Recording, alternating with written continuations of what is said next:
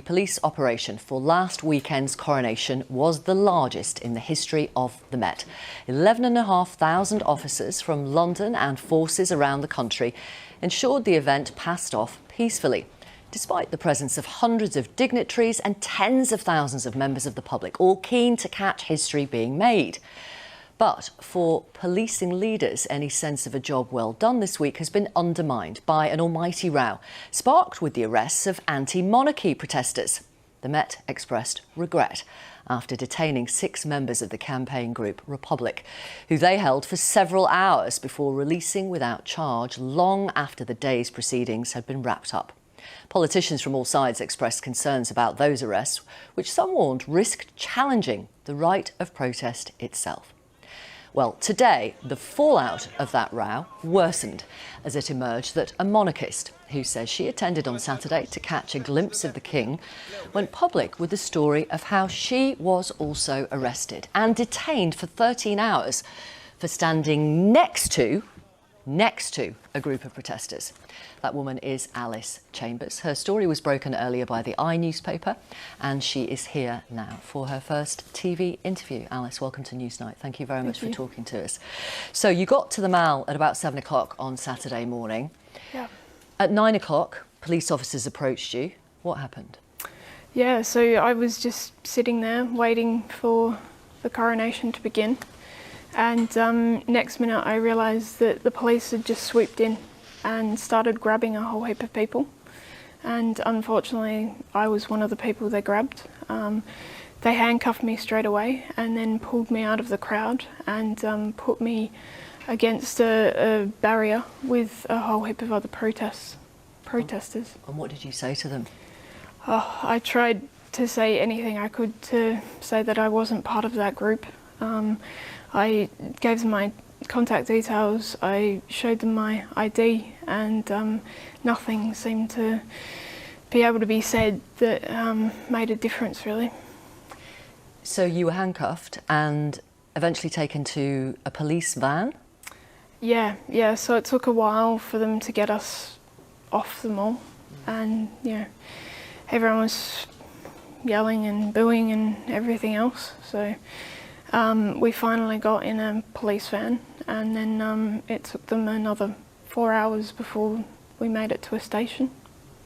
And presumably every new police officer you came across, you were trying to tell them who you were, show them ID?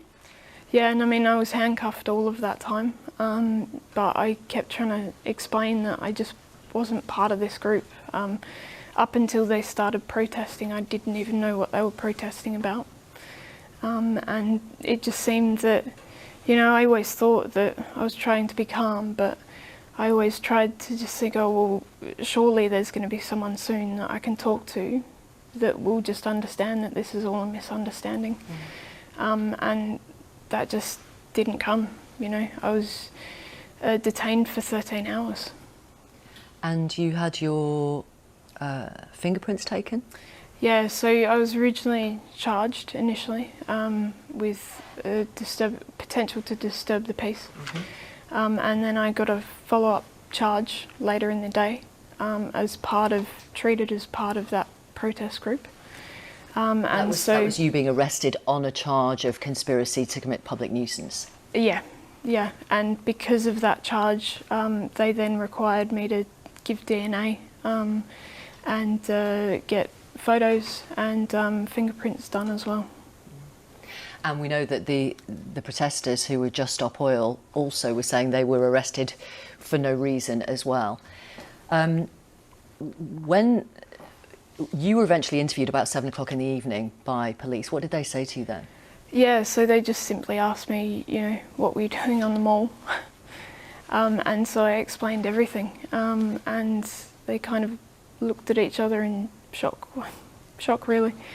And then they asked me, have I heard of these protesters before? And up until that point, I hadn't really heard much of them. And then they said, look, we're really sorry you've been caught up in this, and they tried to process me from then on as quickly as they could. But it took another 3 hours or so before you could actually go home. Yeah. How did this experience make you feel? Oh, I mean, it's just been so shocking, you know, and very emotional, because it's not something you ever expect to find yourself in a jail cell for an extended period of time. I think about all the things I could have done that day, all the parties I could have gone to, but I chose to attend the coronation and I got to see none of it. You've made a complaint to the Metropolitan Police. They say, in a statement to us, we're aware that a woman was arrested in relation to a protest on the 6th of May. The arresting officer was from Lincolnshire, so the complaint has been passed to the relevant force to investigate. Lincolnshire say, yes, this happened, and that the woman was subsequently released with no further action. What do you think about all that? I think it's quite frustrating that the day after this happened, I raised a complaint, and it's taken them a long time to get to this point. And it feels like, yes, there was a lot of police from outside of London, in London on that day, but it wasn't necessarily just the Lancashire police. Lincolnshire Yeah.